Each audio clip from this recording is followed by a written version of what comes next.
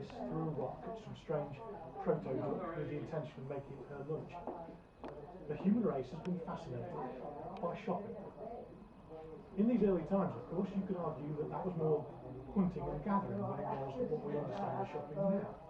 But the theory is essentially the same. I need something, so I'll go and get it. In its most simple form, that there is shopping. Oh, it's evolved over the past couple of millennia. I mean, certain economic structures have come into play.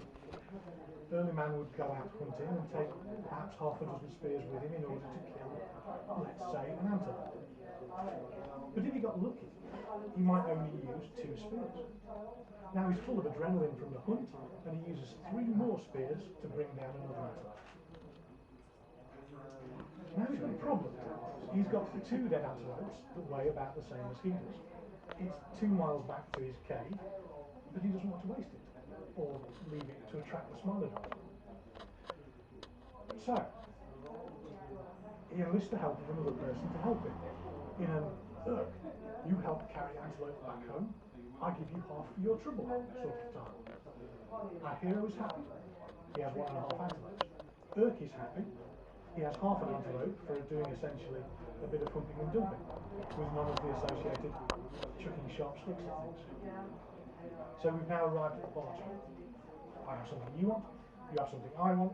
As long as they're of about equivalent value, we'll just swap.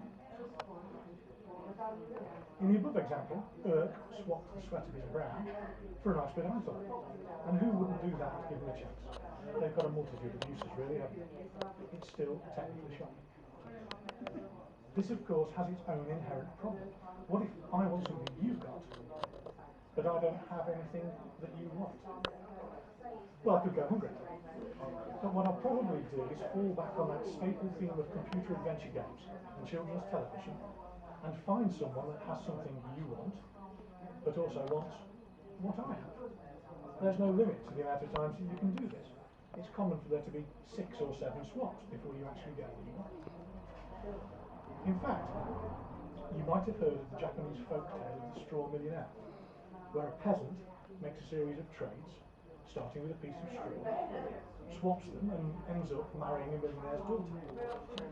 Or, if you're slightly less classically educated, Kyle MacDonald and his website One Red Paperclip, where he manages to trade a red paperclip to a house in Canada. But this extended bartering system falls down because people are, in the main, lazy. You might have a pretty stay and you want a new hat, which I have. But what I really want is cheap.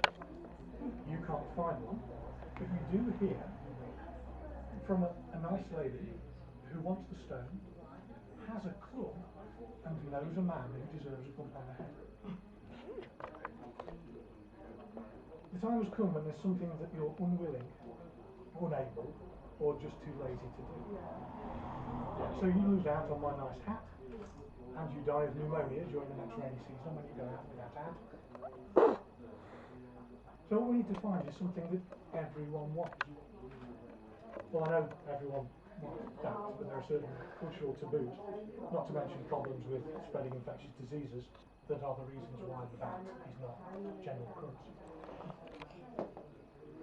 We use something instead called fiat money, or just money as we've come to know it. Fiat money is money that isn't worth anything in itself. The metal in a £1 coin isn't worth a pound. It's worth about £5, if I remember correctly. But you can swap it for £1 worth of anything you like. Solves all the laziness problems, you see.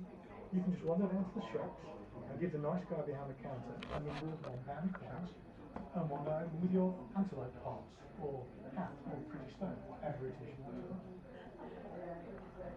I don't know if you've noticed, but on UK paper money, which funnily enough is worth even less than metal money, it says, and I quote, "I promise to pay the bearer, on demand, the sum of however many pence." In the olden days, you could wander into the Bank of England, wave a crumpled fiver at them, and they would give you £5 worth of purest gold. Try that now, and they'll look at you as looking stupid. If you kick up a fuss, start frothing at the mouth, and give it the old, "but it says here," and point to the tiny writing on the note, they might just give you a new fibre to get rid of it. It's more likely that they'll call security and turf you out onto your backside and act the grand Vitesse. If they did give you the gold, which they wouldn't, you get about 1/210th of an ounce, or 0.14 of a gram, I think, but might be different, which, in fairness, you would probably lose on the way home anyway. If we evolve the system again by 1 degree of laziness, you get online shopping. You can swap the money that has never existed for real live goods. I hear you crying, what do you mean money that never existed? I am confused and angered by your uncomfortable suggestion. Well, let's think about it. Those of us who are lucky enough to be employed, or to receive benefits for that matter, get paid for the work that we do. That pay goes from our employer's bank directly into our bank in the form of a series of electronic impulses. When we pay for our book, or CD, or porcelain statue of Kate Middleton riding an aardvark, it goes from one bank to the seller's bank, again in the form of a series of electronic impulses that never exists in the real world. Effectively, you're swapping the sweat of your brow for a badly modelled anteater. Change that anteater for an antelope, and you realise that the last 100,000 years, as far as shopping is concerned at least, may as well never have happened. Welcome to the 21st century, Burke. Thank you so much.